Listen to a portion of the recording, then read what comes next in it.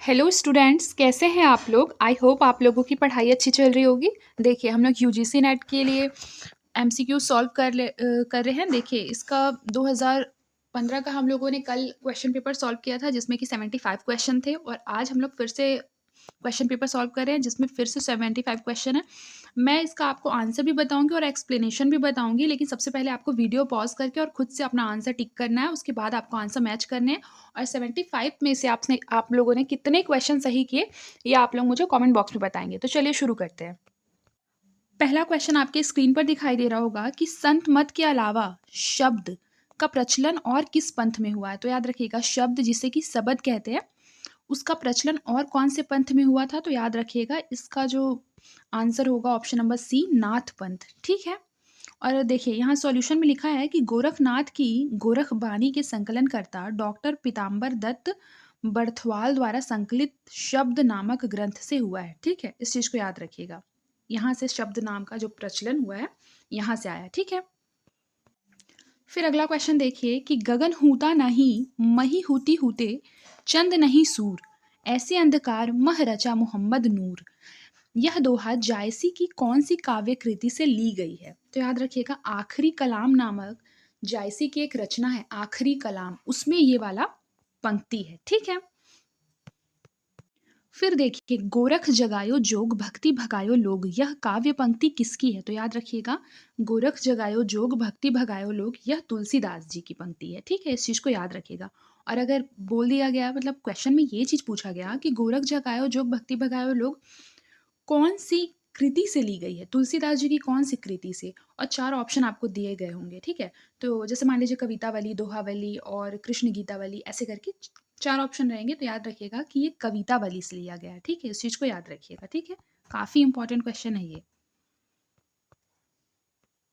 फिर देखिए, हिंदी रीति ग्रंथों की परंपरा चिंतामणि त्रिपाठी से चली, अतः रीति काल का जो आरंभ है उन्हीं के नाम से मानना चाहिए, यह कौन से इतिहासकार ने बोला था। तो याद रखिएगा, यह रामचंद्र शुक्ल जी का कथन है। देखिए, आपको एक इंपॉर्टेंट इन्फॉर्मेशन बता रही हूँ। ठीक है। देखिए, जो रामचंद्र शुक्ल जी हैं, रामविलास शर्मा जी हैं, या फिर महावीर हजारी प्रसाद द्विवेदी, ठीक है, ये सारे लोग बहुत ही मतलब फेमस आलोचक रहे हैं हिंदी साहित्य के। तो इनका जो स्टेटमेंट है, इन्होंने जो बोला, ठीक है, या जो आलोचना की किसी भी कवि या रचनाकारों पे, ठीक है, वो काफ़ी इंपॉर्टेंट है। तो आप लोग नोटिस किए होंगे सारे पीवाईक्यूज में कि रामचंद्र शुक्ल जी का या फिर रामविलास शर्मा और हजारी प्रसाद द्विवेदी जी के जो स्टेटमेंट है, वो सबसे ज़्यादा पूछे जाते हैं। तो आप इनके मतलब इसको इम्पोर्टेंट टिक कर सकते हैं कि इनके जितने भी स्टेटमेंट है, उसके आने की जो संभावना है वो सबसे ज़्यादा है। ठीक है, आपने नोटिस किया होगा कि रामचंद्र शुक्ल जी के स्टेटमेंट हर साल पूछे जाते हैं। ठीक है, तो ये आप अच्छी तरह से याद कर लेंगे। फिर देखिए, अगला क्वेश्चन क्या है कि हिंदी साहित्य के रीति काल का श्रृंगार काल, यह नाम निम्नलिखित में से कौन से इतिहासकार ने रखा है। तो याद रखिएगा कि रीति काल को श्रृंगार काल किसने कहा था, विश्वनाथ प्रसाद मिश्र ने। ये काफी रिपीटेड क्वेश्चन है, ये तो एकदम मेरा रटा होना चाहिए कि यस, जहाँ श्रृंगार काल दिख रहा है मतलब विश्वनाथ प्रसाद मिश्र। ठीक है। फिर देखिए, फिर क्या कह रहा है कि रीतिकाल का नामकरण और उसके प्रस्तोता। ठीक है। देखिए, ये बहुत इंपॉर्टेंट है। ठीक है, इसको वेरी वेरी इंपॉर्टेंट आप टिक कर लीजिए। ठीक है, ये बहुत ज़्यादा इंपॉर्टेंट है, इसलिए इसको एक बार पढ़ लेते हैं। देखिए, रीति काव्य किसने कहा था, नाम किसने दिया, डॉक्टर जॉर्ज ग्रियर्सन ने। श्रृंगार काल, रीतिकाल को किसने कहा है, आचार्य विश्वनाथ प्रसाद मिश्र, जो कि ऊपर हमने पढ़ा। फिर अलंकृत काल मिश्र बंधुओं द्वारा दिया गया। ठीक है।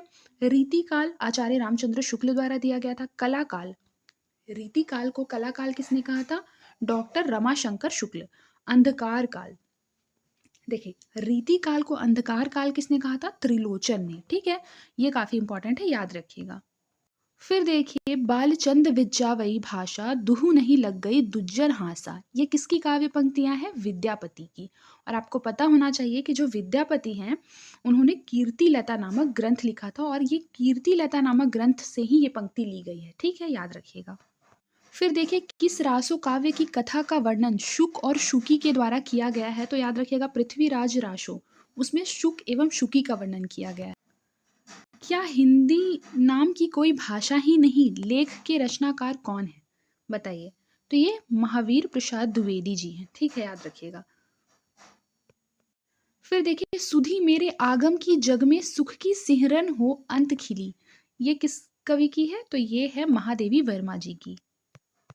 देखिए, देहाती दुनिया के लेखक कौन हैं? तो याद रखिएगा, देहाती दुनिया के जो लेखक हैं, वो है शिवपूजन सहाय, ठीक है? इसका करेक्ट आंसर हो जाएगा ऑप्शन नंबर सी। देखिए, सबसे पहली बात तो अगर ये पूछ दिया कि देहाती दुनिया की विधा क्या है, तो याद रखिएगा, ये उपन्यास है, ठीक है? देहाती दुनिया। और प्रकाशन वर्ष क्या है इसका? 1926। और जय योधेय, ये 1944 प्रकाशन वर्ष है। और रचनाकार कौन है? राहुल सांस्कृत्यायन। अगर पूछ दिया जाए कि जय योधेय किसकी रचना है, तो ये राहुल सांस्कृत्यायन जैन की है, ठीक है? फिर है पैरों में, देखिए, पैरों में पंख बांधकर 1952 ईस्वी में राम वृक्ष बेनीपुरी, और ये रेखा चित्र है, याद रखिएगा। राजपूत की हार, ये सुदर्शन द्वारा रचा गया है और एकांकी है राजपूत की हार। फिर अगला क्वेश्चन देखिए, यद्यपि 1942 के जन आंदोलन के समय इस गांव में न तो फौजियों का कोई उत्पात हुआ था और न ही आंदोलन की लहर ही इस गांव में पहुंची गई पाई थी, किंतु जिले भर की घटनाओं की खबर अफवाहों के रूप में यहाँ तक जरूर पहुंची थी। ये पंक्तियाँ कौन से उपन्यास से ली गई है? तो याद रखिएगा, मैला आंचल से ली गई है। और मैला आंचल किसके द्वारा लिखा गया है? तो ये भी याद रखिएगा, फणीश्वर नाथ रेणु, ठीक है? और इनको आंचलिक उपन्यासकार कहते हैं। देखिए, इन सारे क्वेश्चन को सॉल्व करने के पीछे हमारा मोटिव ये है कि जितने भी इसके इर्द गिर्द या फिर जितने ऑप्शंस बनाए गए हैं, उससे जो क्वेश्चन पूछे जा सकते हैं आने वाले सालों में, हम सबको अच्छी तरह से याद कर लें। जैसे देखिए, मैला आंचल हम लोगों ने पढ़ा कि फणीश्वर नाथ रेणु उसके उपन्यासकार हैं, तो हमें ये भी याद होना चाहिए कि उसका प्रकाशन वर्ष कब है, ठीक है? ये चीज़ हमें याद होना चाहिए। और याद रखिएगा, फणीश्वर नाथ रेणु का जन्म भी हमें याद होना चाहिए कि हाँ, 1921 ईस्वी है, ठीक है? मतलब एक कोई भी पर्टिकुलर अगर क्वेश्चन है, तो उसके इर्द गिर्द अगर जितने क्वेश्चन बनाए जा सकते हैं, हमको सारा कुछ याद होना चाहिए। जैसे देखिए, उपन्यास है इन्हीं हथियारों से, ये अमरकांत की उपन्यास है, 2003 इसका प्रकाशन वर्ष है। फिर है पीढ़िया, पीढ़िया उपन्यास जो है वो अमृतलाल नागर का है, ठीक है? 1990 इसका प्रकाशन वर्ष है। फिर है काल कथा, काल कथा किसका उपन्यास है? कामता नाथ का, 1998 इसका प्रकाशन वर्ष है, ठीक है? फिर देखिए, फिर अगला क्या है कि किस उपन्यास का संबंध आप्रवासी जीवन से है? तो याद रखिएगा, लाल पसीना। लाल पसीना का जो कथानक है वो बेसिकली अप्रवासी जीवन को उसमें दर्शाया गया है। देखिए, सबसे इम्पोर्टेंट आपको ये सारा उपन्यास याद होना चाहिए, और उसके उपन्यासकार भी और प्रकाशन वर्ष भी, और किस विषय वस्तु पर ये उपन्यास लिखा गया है। जैसे लाल पसीना जो है अभिमन्यु अनंत का, ये मॉरिशस में रह रहे अप्रवासी भारतीयों के जीवन से संबंधित है। देखिए, हमें यहाँ पे कीवर्ड क्या मिला? मॉरिशस। तो अगर ये पूछ दिया गया कि लाल पसीना उपन्यास में कौन से मतलब सॉरी, कौन से विदेश की चर्चा की गई है, ठीक है? तो याद रखिएगा इस चीज़ को कि मॉरिशस की, ठीक है? बाकी जैसे मॉरिशस लिखा है, मान लीजिए सिंगापुर लिखा है, जापान लिखा है, इस तरह से, तो हमें पता होना चाहिए कि ये मॉरिशस में रहे अप्रवासी भारतीयों के जीवन से संबंधित उपन्यास है, ठीक है? इस तरह से पूरा आपको उसका बैकग्राउंड पता होना चाहिए। फिर देखिए, वे दिन उपन्यास जो है निर्मल वर्मा की, और इसका प्रकाशन वर्ष है 1964, ठीक है? और ये वे दिन में कौन सा देश दर्शाया गया है? चेकोस्लाविया, ठीक है? फिर देखिए, और लेकिन दरवाजा में दिल्ली के समकालीन लेखक समाज का दस्तावेज। देखिए, यहाँ पे ये चीज़ आप नोट कर लीजिए, पेंसिल से जो भी आपके पास हो, किसी जगह पे नोट कर लीजिए कि जो अभिमन्यु अनंत हैं, उन्हें मॉरिशस का प्रेमचंद कहा जाता है, ठीक है? अभिमन्यु अनंत को। फिर देखिए, लिखा है कि भारतेंदु ने अपने किस नाटक को नाट्य रासक व लास्य रूपक कहा है? तो याद रखिएगा, भारत दुर्दशा, ठीक है? भारत दुर्दशा कब लिखी गई थी? प्रकाशन वर्ष क्या है? 1880। ये तो बिल्कुल ही आपको मतलब भूलना नहीं है, याद रखना है, ठीक है? क्योंकि भारत दुर्दशा काफ़ी फेमस रचना है इनकी, ठीक है? और भारतेंदु का जन्म देखिए 1850 और मृत्यु 1885। इस तरह से आपको याद करना है। फिर देखिए, किस नाटक में जातिवाद की समस्या को उठाया गया है? तो याद रखिएगा, कोर्ट मार्शल। कोर्ट मार्शल में जातिवाद की समस्या को उठाया गया है। और देखिए, सबसे पहले कोर्ट मार्शल का जो प्रकाशन वर्ष है 1991 है। इसमें फौजी जीवन की सच्चाई एवं जातिवाद की समस्या को दिखाया गया है कोर्ट मार्शल में, ठीक है? फिर जलता हुआ रथ 1998 में शोषक एवं शोषित के बीच का दर्द एवं संघर्ष। सबसे उदास कविता वर्ग संघर्ष का चित्रण है। काल कोठरी में कलाकार की पीड़ा का चित्रण है। फिर देखिए, हीन भय जल मीन अधीन, कहा कति मो अकुलानी, नीर स्नेही को लाए कलंक, निराश हवे कायर त्यागत प्राणय। ठीक है, नीर स्नेही में इसमें कौन सा अलंकार है बताइए। देखिए, नीर स्नेही में सभंग पद श्लेष अलंकार है। ठीक है, अब देखते हैं कि ये सारे अलंकार जो हैं उसको डिफाइन करते हैं। देखिए, अभंग श्लेष अलंकार क्या होता है, तो देखिए, जहां श्लिष्ट पदों का बिना खंड किए दो या दो से अधिक अर्थ प्राप्त हो वहां अभंग श्लेष अलंकार होता है। और सभंग श्लेष अलंकार कहाँ होता है, जहां श्लिष्ट पद के खंड करके दो या दो से अधिक अर्थ प्राप्त हो वहां सभंग श्लेष अलंकार होता है। ठीक है, यहाँ बिना खंड किए और यहाँ खंड करके। ठीक है,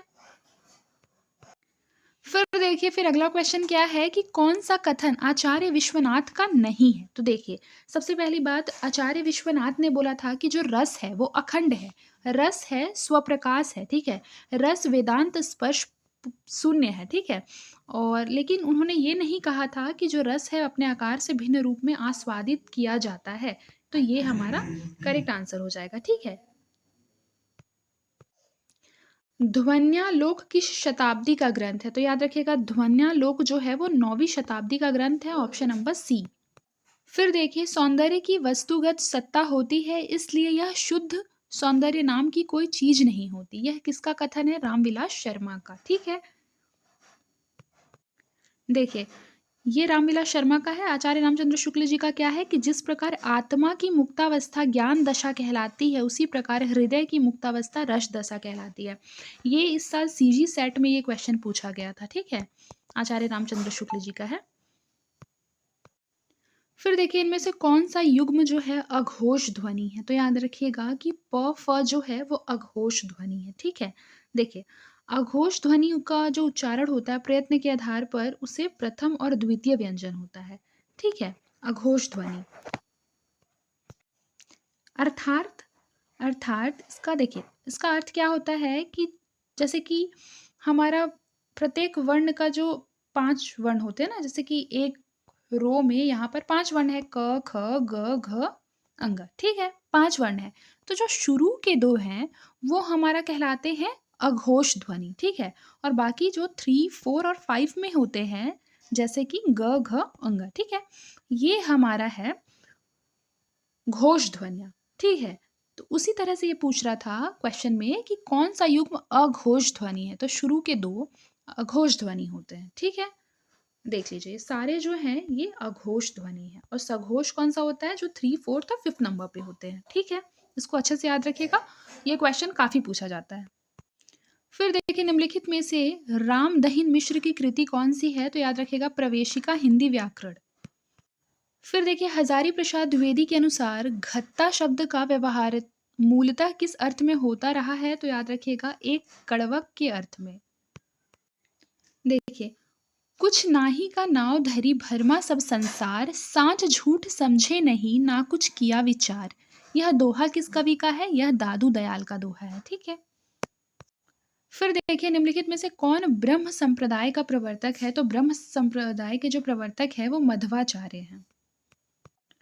देखिए, कहा करो बैकुंठ ही जाए, जह नहीं नंद जहाँ नंद न जसोदा, नहीं जह गोपी ग्वाल न गाए। यह पंक्तियां किसकी है, तो यह परमानंद दास की पंक्तियां हैं। ठीक है, फिर देखिए, निम्नलिखित में से ज्ञानदीप का रचनाकार कौन है, तो ये शेख नबी हैं। फिर देखिए, कमल दल नैननी की उन्मानी, बिसरत नहीं सखी, मो मन ते मंद मंद मुस्कानी। उपर्युक्त काव्य पंक्तियों के रचनाकार कौन है, तो याद रखिएगा रहीम दास जी हैं। फिर देखिए, हिंदू हृदय और मुसलमान आमने सामने करके अजनबीपन मिटाने वालों में इन्हीं का नाम लेना पड़ेगा। रामचंद्र शुक्ल जी का उक्त कथन किस कवि के संबंध में है, तो याद रखिए जायसी के बारे में है। रामचंद्र शुक्ल जी जो थे वो जायसी को काफी पसंद करते थे। लिखा है, भिखारी दास जी ने काव्य निर्णय में किसका विवेचन किया है, तो इसका करेक्ट आंसर होगा सर्वांग विवेचन। फिर देखिए, अगला क्वेश्चन क्या है कि रामचंद्र शुक्ल ने बिहारी की भाषा के बारे में क्या लिखा है, तो याद रखिएगा उनके बारे में लिखा है कि बिहारी की जो भाषा है वो चलती होने पर भी साहित्यिक है, ऑप्शन नंबर सी। फिर देखिए, जहाँ कलह तह सुख नहीं, कलक सुखन को सूल, सबे कलह इक राज में, राज कलह को मूल। ठीक है, इस दोहे के द्वारा किस कवि ने अतीतकालीन चित्तवृत्ति का वर्णन किया है? तो ये नागरी दास का कथन है। देखिए, अगला क्वेश्चन क्या है? भारतेंदु हरिश्चंद्र का प्रभाव भाषा, साहित्य दोनों पर बहुत गहरा पड़ा था। उन्होंने जिस प्रकार गद्य की भाषा को परिमार्जित करके उसे बहुत ही चलता, मधुर और स्वच्छ रूप दिया, उसी प्रकार हिंदी साहित्य को भी नए मार्ग पर लाकर खड़ा कर दिया। यह कथन किसका है? तो यह कथन जो है प्रसिद्ध इतिहासकार आचार्य रामचंद्र शुक्ल जी का है। ठीक है। फिर देखिए इनमें से कौन-सा विचारक जो है वो मार्क्सवादी है? तो याद रखिएगा जॉर्ज ल्यूकाच जो है वो मार्क्सवादी विचारक है, ठीक है? जबकि लियो लॉवेंथल और इपोलित सेन, जॉक देरिडा आदि जो हैं वो उत्तर आधुनिकतावाद विचारधारा के पश्चात काव्यशास्त्रीय हैं।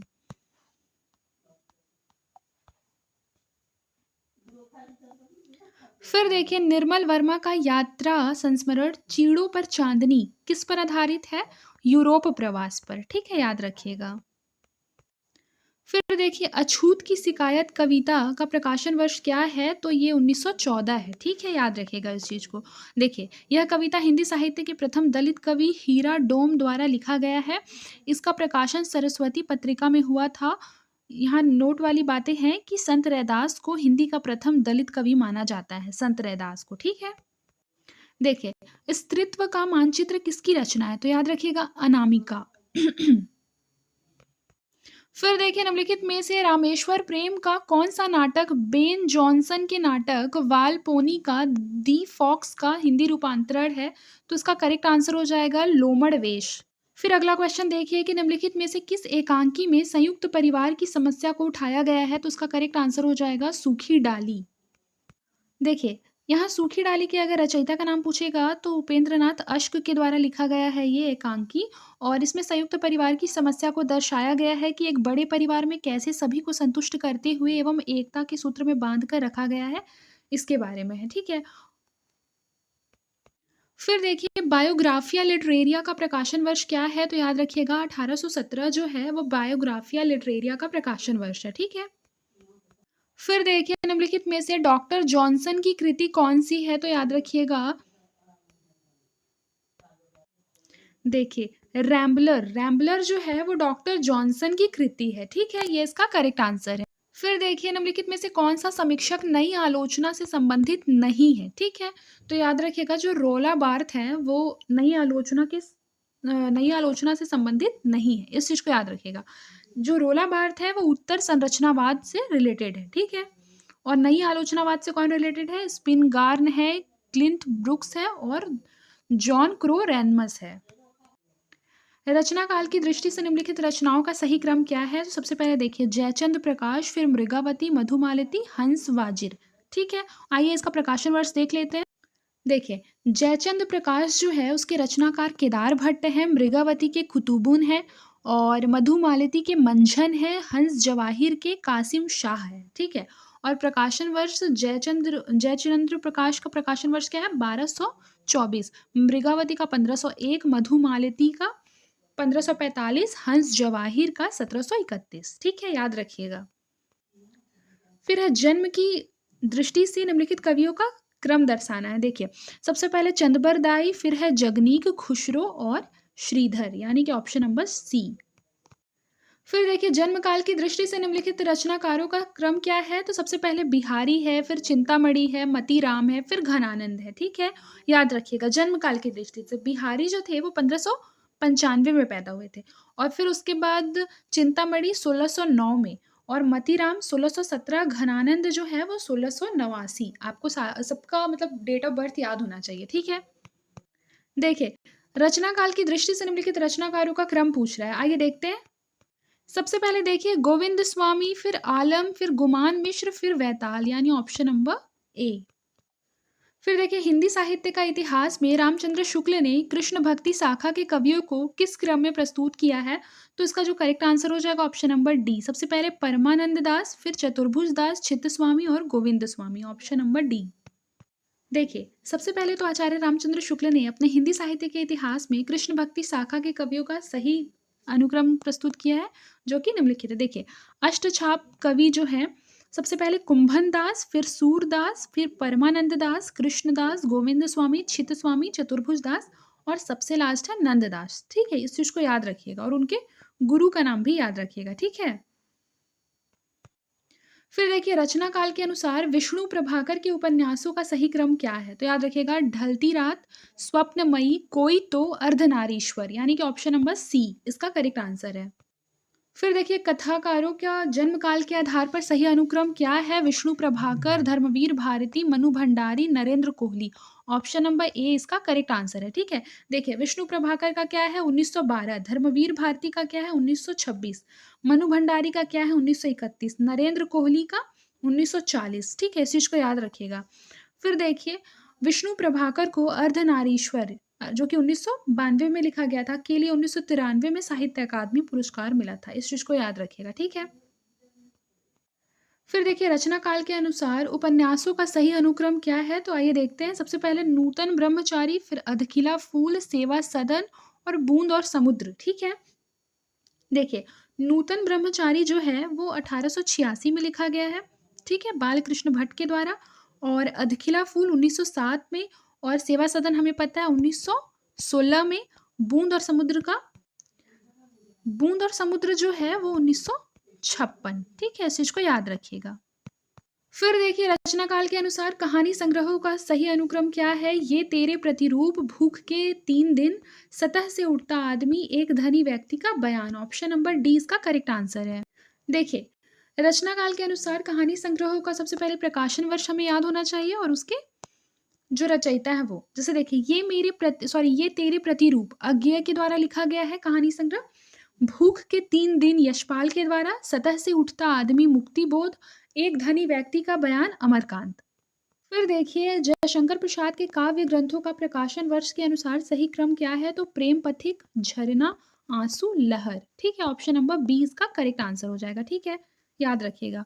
और ये देख लीजिए जयशंकर प्रसाद जी का डीओबी क्या है 1889 से लेकर 1937, ठीक है? देखिए जयशंकर प्रसाद जी जो है वो छायावादी कवि हैं और उनका जो प्रकाशन वर्ष के अनुसार ग्रंथों का क्रम यहाँ देख लीजिए। सबसे पहले उर्वशी, फिर वन मिलन, प्रेम राज्य, अयोध्या का उद्धार, सुकोच्छ्वास, ब्रह्मवाहन, कानन कुसुम, प्रेम पथिक, महाराणा का महत्व, चित्राधर, झरना, आंसू, लहर, कामायनी। ये सब जयशंकर प्रसाद जी के काव्य संग्रह है, ठीक है? फिर देखिए निम्नलिखित काव्य ग्रंथों का जो प्रकाशन वर्ष है वो कौन सा है? तो याद रखिएगा युगांत, स्वर्णधूलि, लोकायतन एवं सत्यकाम।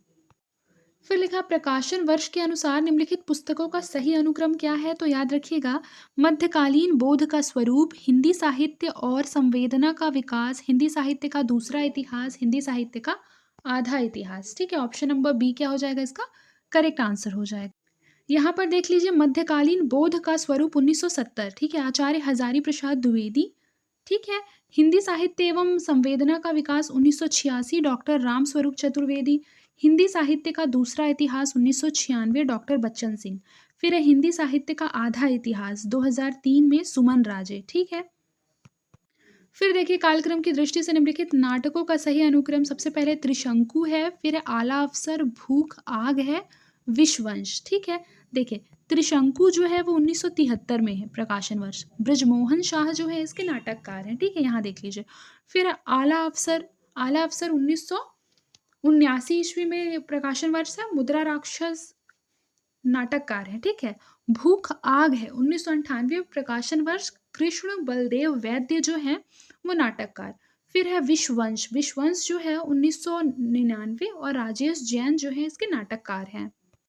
फिर देखिए प्रकाशन वर्ष की दृष्टि से निम्नलिखित ग्रंथों का सही अनुक्रम क्या है? तो सबसे पहले एस्थेटिक, एस्थेटिक किसकी रचना है? मैंने आपको पिछले क्लास में पढ़ाया है, क्रोचे की है, ठीक है? फिर देखिए द सेक्रेड वुड, फिर है प्रैक्टिकल क्रिटिसिज्म और रिवॉल्यूशन, ठीक है? ऑप्शन नंबर ए इसका करेक्ट आंसर है।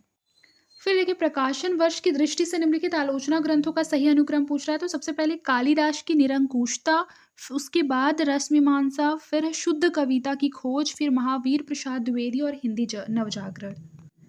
देखिए कालिदास की निरंकुशता ये प्रकाशन वर्ष है 1911 महावीर प्रसाद द्विवेदी जी का है। रस मीमांसा 1949 आचार्य रामचंद्र शुक्ल जी का है। शुद्ध कविता की खोज 1966 रामधारी सिंह दिनकर का। महावीर प्रसाद द्विवेदी 1977 ईस्वी रामविलास शर्मा का, ठीक है? देखिए द्वैत, द्वैत के जो सिद्धांतकार हैं वो कौन है? मध्वाचार्य। द्वैताद्वैत के कौन है बताइए? निम्बकाचार्य। शुद्धाद्वैत के कौन है? वल्लभाचार्य। विशिष्टाद्वैत के रामानुजाचार्य। बच गया शंकराचार्य जिसके अद्वैतवाद के ये सिद्धांतकार हैं। देखिए चतुर्भुज दास जो है उन्होंने द्वादश यश लिखा था।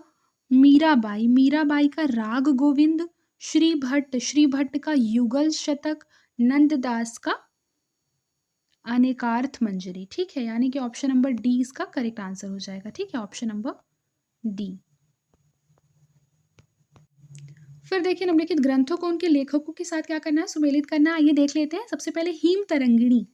ठीक है, हीम तरंगिणी जो है वो कृपाराम का है। सुदामा चरित किसका है?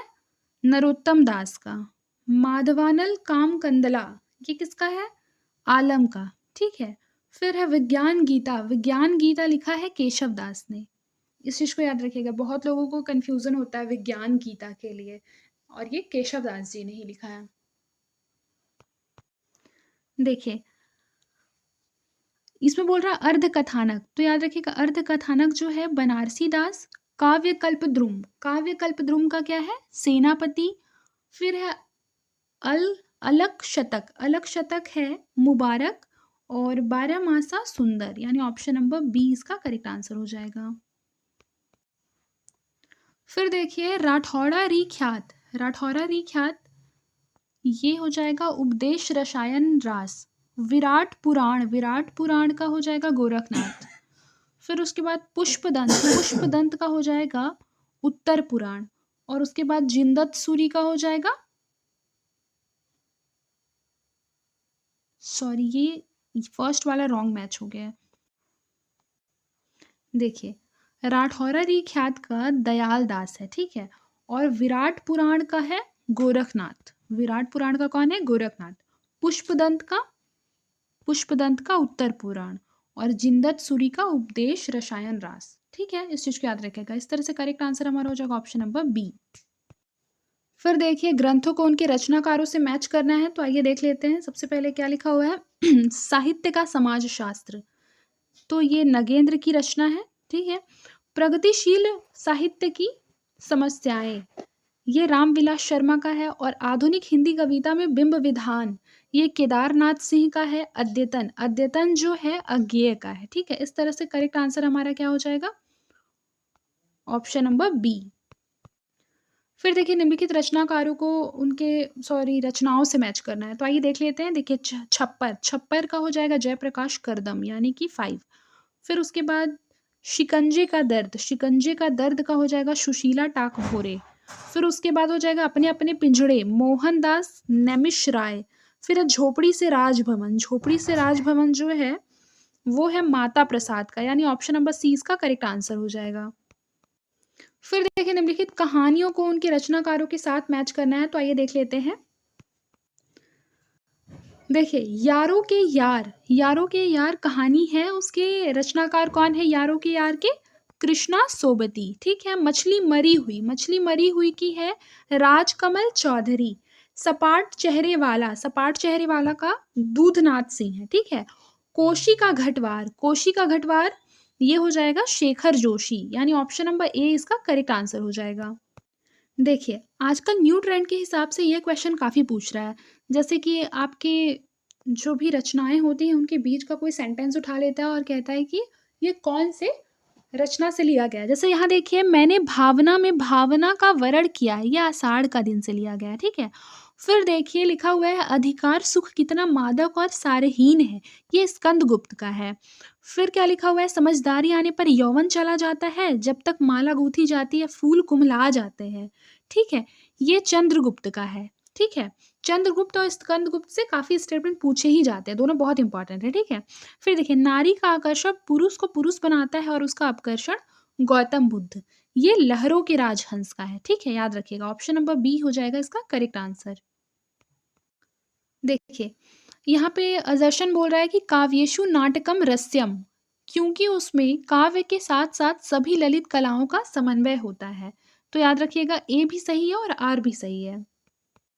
फिर देखिए कि काव्यानुभूति का मूल आधार लोकानुभूति ही है, ठीक है? तो ये बिल्कुल सही है। देखिए, क्योंकि केवल लोक जीवन का यथार्थ ही उसके ज्ञान एवं भाव क्षेत्रों का विस्तार करता है, कल्पना नहीं। ऐसा नहीं है, कल्पना भी कर सकता है, ठीक है? काव्यानुभूति के लिए कल्पना की भी ज़रूरत होती है ना, तो ये हमारा रॉन्ग हो जाएगा। इस तरह से हमारा करेक्ट आंसर हो जाएगा ए सही, आर गलत, ऑप्शन नंबर ए। फिर देखिए, केवल सुंदरता ही कविता का लक्ष्य एवं उसका एकमात्र नियम है, सौंदर्य ही अनंत काल तक कविता में गूंजता है। देखिए, फर्स्ट ऑफ ऑल ये हमको पहले ही पता चल रहा है कि ये रॉन्ग है।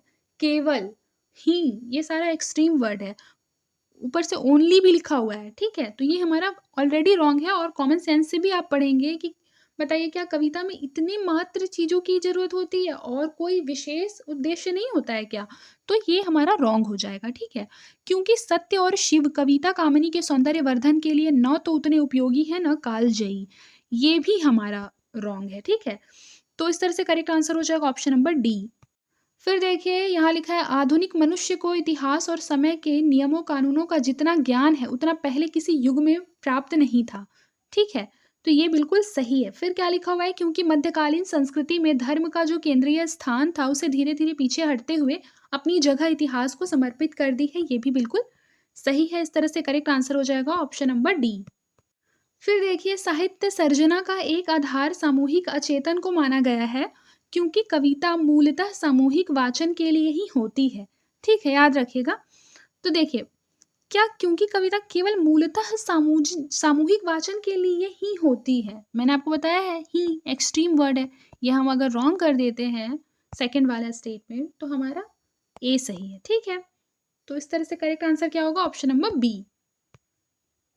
फिर देखिए, आधुनिक परंपरा का विलोम नहीं है, क्योंकि यह प्राचीन और नवीन के द्वंद्व का परिणाम है, ठीक है? तो ये क्या हो जाएगा, बिल्कुल सही हो जाएगा। क्या लिखा है, क्योंकि आधुनिकता ने मानव ज्ञान को निरंतरता नूतनता प्रदान की है, संस्कृति को गतिशीलता दी है। तो ये क्या हो जाएगा, बिल्कुल सही हो जाएगा। इस तरह से करेक्ट आंसर हो जाएगा ऑप्शन नंबर सी। फिर देखिए, भारतेंदु युगीन गद्य की भाषा तो खड़ी बोली हो गई, पर कविता की भाषा ब्रज भाषा ही रही। बिल्कुल सही है। फिर है, क्योंकि भारतेंदु युगीन अधिकांश कवि ब्रज क्षेत्र के थे। ऐसा बिल्कुल नहीं है, ठीक है? तो ये रॉन्ग हो गया। इस तरह से करेक्ट आंसर हो जाएगा ऑप्शन नंबर ए। फिर देखिए, शब्द को सुनते ही संकेत के बल पर जो अर्थ साक्षात समझ में आता है उसे वाच्यार्थ कहते हैं। इस अर्थ को सूचित करने वाली शब्द वृत्ति अमीधा वृत्ति कहलाती है, ठीक है? तर्क क्या कह रहा है, क्योंकि भाषा में अर्थ ग्रहण अमीधा वृत्ति से ही होता है। देखिए, से ही होता है, मैंने आपको ये ट्रिक पहले बताया है, ठीक है? इस तरह से ये रॉन्ग हो गया। करेक्ट आंसर हो जाएगा ऑप्शन नंबर सी। देखिए, जिस जाति की सामाजिक अवस्था जैसी होती है उसका साहित्य भी वैसा ही होता है। तर्क क्या है, क्योंकि जाति साहित्य का निर्णायक तत्व है, ठीक है? तो ऐसा बिल्कुल नहीं है कि जाति जो होता है वो साहित्य का निर्णायक तत्व है, ऐसा तो नहीं है। कॉमन सेंस से आप अगर दिमाग लगाएंगे तो आपको पता चल जाएगा कि ये स्टेटमेंट रॉन्ग है, ये राइट है। करेक्ट आंसर हो जाएगा ऑप्शन नंबर ए। फिर देखिए, उत्तराधुनिकता पूंजीवादी विकास की नई स्थिति और विश्व की नई अर्थव्यवस्था का परिणाम है। तो ये बिल्कुल सही है, क्योंकि नव पूंजीवाद की नाना विकृतियों नाना रूपों से सामाजिक साक्षात्कार ही उत्तराधुनिकता है, ठीक है? याद रखिएगा। इस तरह से ऑप्शन नंबर सी जो हो जाएगा इसका करेक्ट आंसर हो जाएगा, ठीक है? याद रखिएगा इस चीज़ को। आज के लिए बस इतना ही, मिलते हैं नेक्स्ट क्लास में। तब तक के लिए अपना ख्याल रखिए और मन लगाकर पढ़ाई करते रहिए।